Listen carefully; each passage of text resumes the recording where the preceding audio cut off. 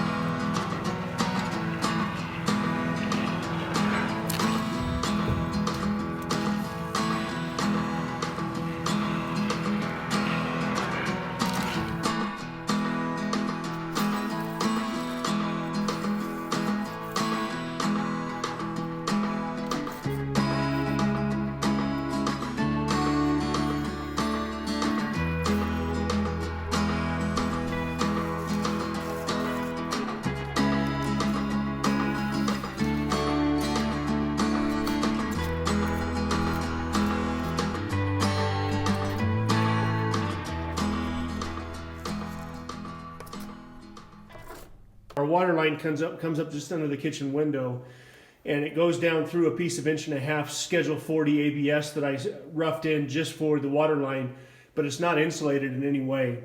Now this potentially could be a battle that I fight down the road because the water line comes up in the wall. There's gonna be it's prone to freezing in this climate. What I want to do is try and fill that ABS that's underneath it full of this expanding foam. I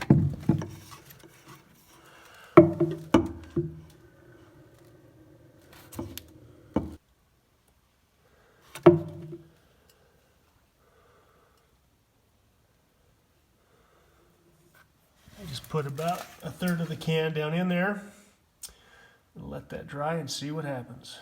So I went around the place with about 6 cans of that expanding foam. Now you need to make sure you use the right foam around the windows.